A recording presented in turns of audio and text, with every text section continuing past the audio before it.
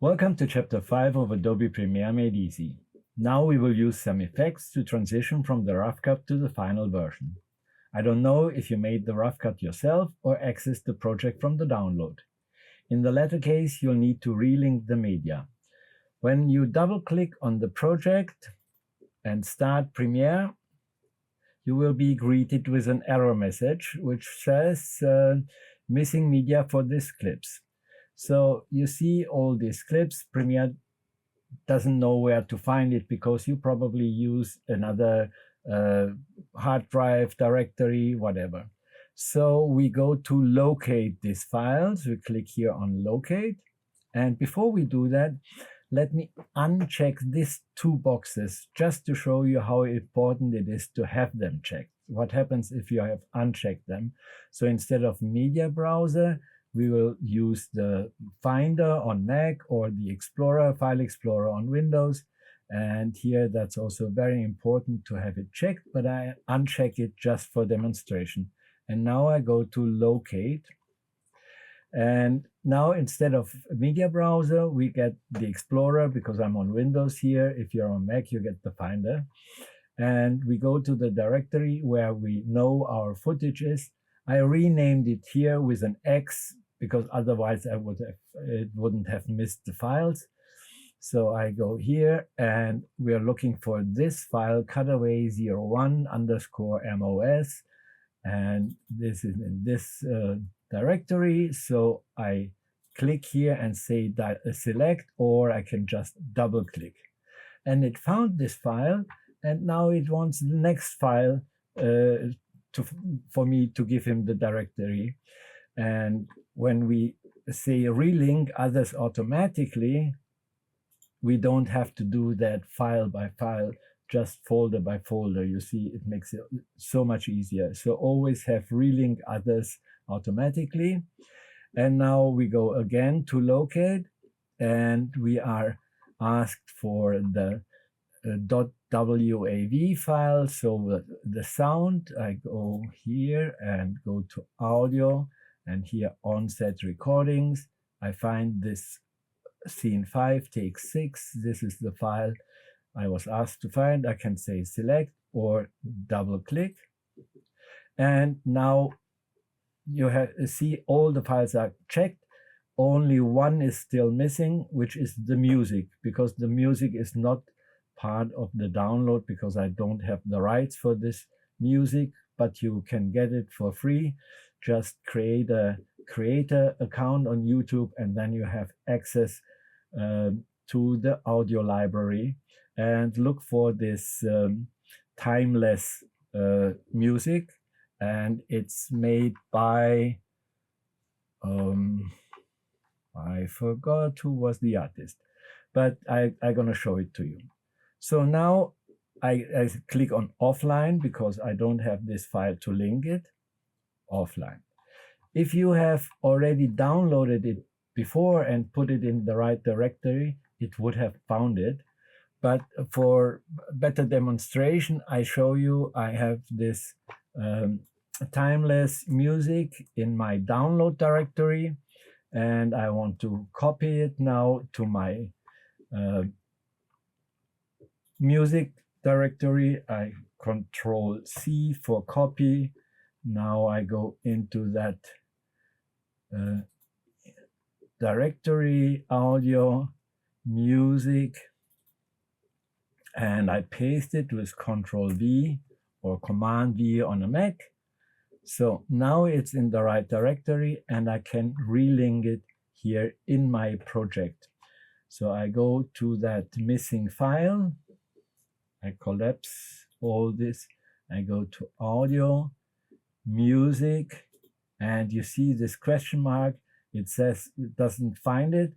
If I double click on it in the source monitor, it will show me a red. And now I can right click and say link media. And now we have it in the right directory. I go to locate and show him where it is. Music, double click, And now it's found it, and I can play the music here in the source monitor. Okay, and you see the question mark is gone, and I have this symbol for an audio file. Let me close this again and without saving, and I want to show you how you can even do it faster and easier with the media browser. So I don't save the relinking, I just did, and now I'm gonna open that file again, and I get the same error message, but this time I'm gonna check use media browser, and now I say locate, and now it's even faster and easier because I can go now to that main directory and say search, and that's all I have to do. Click OK, and all the files are linked automatically. It might say missing preview files. If you get this error message, ignore it. Just click on skip all, because these preview files are temporary files, and Premiere will create it as needed. Relinking media is always necessary when you move media to another storage device. For example, once you've completed a project, it makes sense to move it from the fast but expensive SSD to a regular hard drive. Now our project is loaded and linked, and we can begin the final cut, not to be confused with Apple's program of the same name. For this, we first switch from the assembly to the editing workspace. We left off in this assembly, in this modified assembly. That's where we left off working, and now we go to the editing. And I, of course, also have a modified editing workspace. I show you first, this is the way I like it, and now I show you how to get that. So we go to the regular editing, and we do a few manipulations. First of all, I don't want my source monitor take up so much space, because I don't need the source monitor so much anymore. So I'm gonna drag it over and have it share the space here. So I move it over a little bit, give my program monitor a little more room, and just have this part for my source monitor. Here I have the effects control, the audio clip mixer. I don't need it actually, but what I need is the track mixer, audio track mixer. I want that here. The metadata I can get rid of. Then I want my Lumetri color, so I go to Window, Lumetri color, we're gonna need that. The next I want is the Essential Graphics, so I choose this one, and they share one window, that's good. And the next one, I want Essential Sound. Okay, and they are all sharing this window, which is fine. Then here, I want to have the Lumetri scopes, but I don't want the Lumetri scopes. Where are they placed? Lumetri scope, I don't want them here. I'm gonna drag them down here. So here I have my Lumetri scopes. Here's my project, media browser. I don't actually need it, so I close that panel. The libraries I rarely need. And the effects, markers, history, Lumetri scopes are here. Wonderful. Now we have this workspace which is good to work with. Here the effect controls, very essential for our work.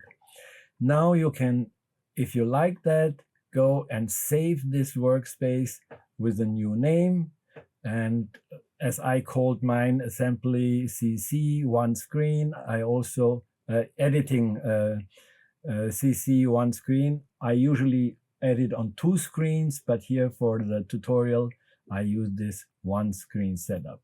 So, okay, this is how I like my workspace to be. It's always a matter of taste, how you want your workspace set up, but I recommend that you follow the same setup. It's gonna be easier for you to follow the tutorial. To make our B-roll more interesting, we will change the playback speed and apply some zoom effects. Additionally, we will work with transitions and color grading. So let's start with the speed adjustment. There are 7 methods I know of to change the playback speed of a clip in Premiere. The first one is right-click and then go here to speed/duration, and we can change the clip speed here in percentage, make it double the speed so it runs 200% or slower. And we can also get there by clip and then speed duration, or you know me, I always prefer shortcuts. It makes life easier and faster. It's Control R. And we all got to the same point where we can change the speed duration. Then we can use the rate stretch tool from the tool panel by clicking here and holding, and now we can choose the rate stretch tool, and our mouse changes. I go back to my selection tool to show you with R, not Control R this time, just R gets you also the rate stretch tool. The rate stretch tool I show you in a moment. I pull this clip up, and when I use the rate stretch tool, I can just grab the clip and make it longer. That means it runs slower. If I play this clip now, you see the cars are very slow in the background. Maybe we see it better here, so I reverse that. And let's show you this clip where the cars are a little faster, using R for the rate stretch tool. And now you see these cars are driving much slower. And when I make the clip shorter, they're gonna drive faster because they drive in a shorter time the same distance. Another method is to right-click on a clip and then show clip keyframes and choose time remapping speed. And let me zoom in now with my plus key and jump to the beginning and extend the track so we see it better. The interesting thing is I can change the speed within a clip here by setting keyframes. For instance, I'm gonna set a keyframe by holding Control or Command on the Mac. And now you see there's a plus with my mouse, and I click here. Now I have this separation, and I can say, okay, I want this to be faster. You see this, and let's say this to be slower. And now the time changes within the speed. So here it's faster, and now they get slower. And we can also make it like it's called a ramp. So it's not abruptly. Here they go slow and fast and then slow. Yeah, maybe make it more extreme so we can see it a little better. Here they drive fast and then slows down. This is a very interesting effect and very useful in many cases. We don't need it today, so I reverse all these changes. In our case, we don't want to change the speed within a clip, but you've seen how it's done.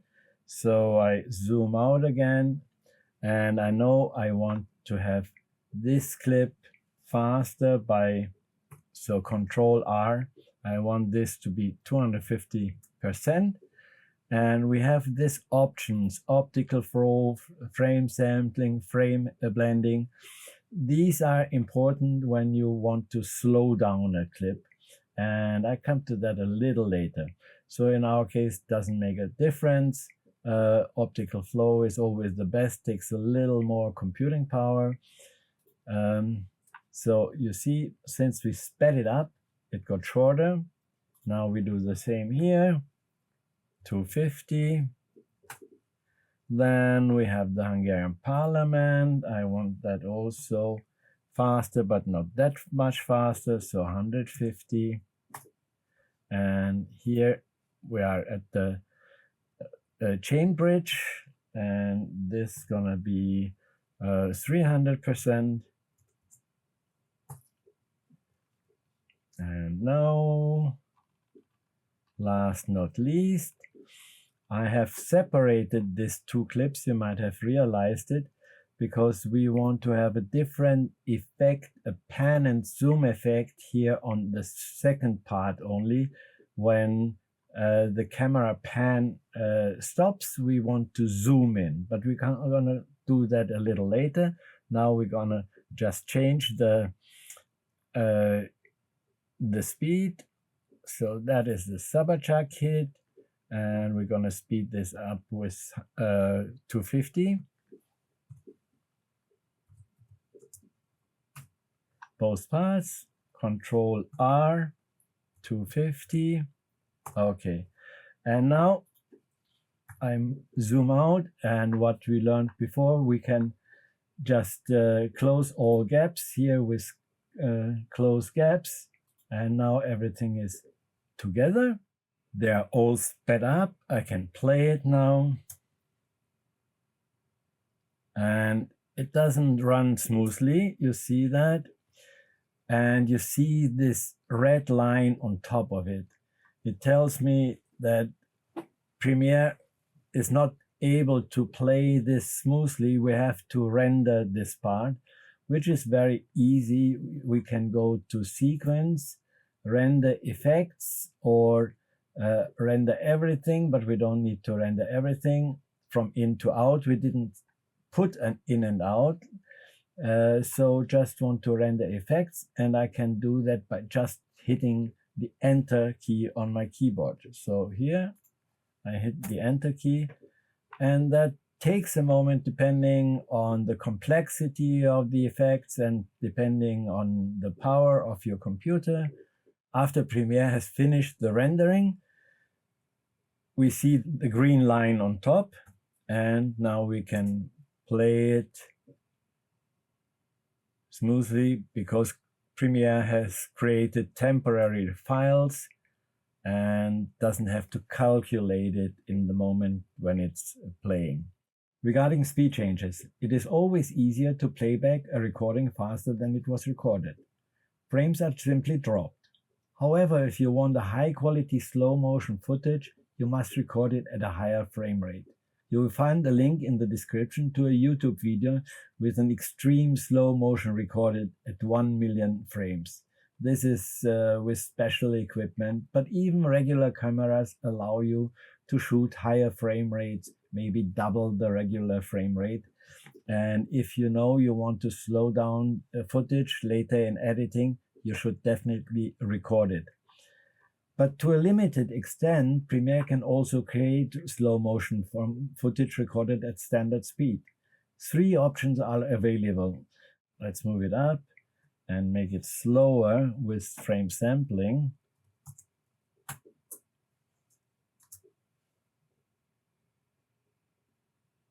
You see, it's not smooth. It's not smooth. When we change this to optical flow,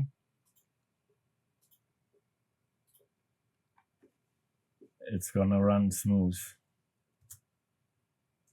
Much smoother than with frame sampling. Okay, anyway, but we want to speed it up, so 250 and back down here. And now I want to set transitions between my clips, and this is another effect, and that's an effect we find in our effects window, effects panel. And we go here to the effects, And I want to have a standard dissolve. And here we have various dissolves to check from. And you see one of these effects has this blue line around it. That means it is the default effect. You can define whatever effect you like as a default by right-clicking, and then you say this is supposed to be my default, but I leave it here with the cross dissolve because that's the one I use most. Select as a default transition. And what we can do, we can drag our effect here to our cut point. And now we have our cross dissolve, and we can click on it. And in our effect controls, I can move it. I can say I don't want to have it here. I want it right in the middle. So it blends from one clip to the other. And since this is my default effect, I can apply it with the shortcut.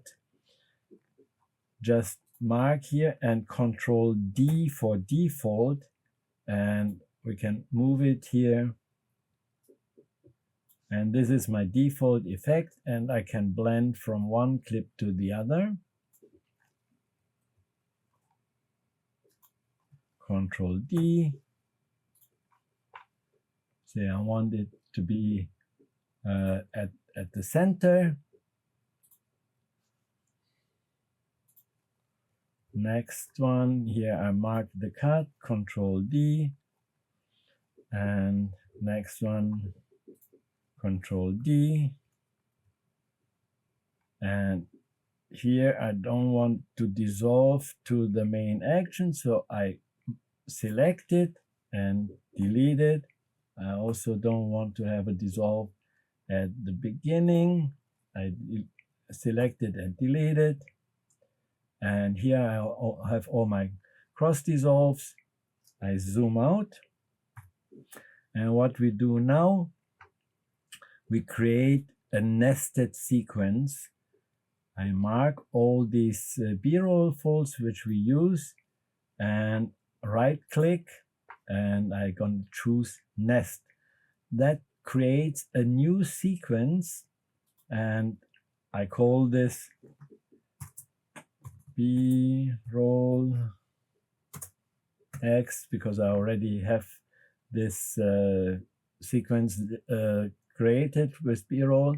So now I have this clip. All these clips look like one now, and I can treat them like one. If I put an effect now on this nested sequence, it will affect everything, and you will see soon while I've done that. But we can still edit the components by just double clicking, and that opens this B-roll X as a sequence here. So I close that. That's it for chapter 5. In the next chapter, we will cover color effects, pan and zoom. If you enjoyed this and learned something, I would appreciate a thumbs up, and if you subscribe to the channel. So I hope to join us next chapter. Bye bye.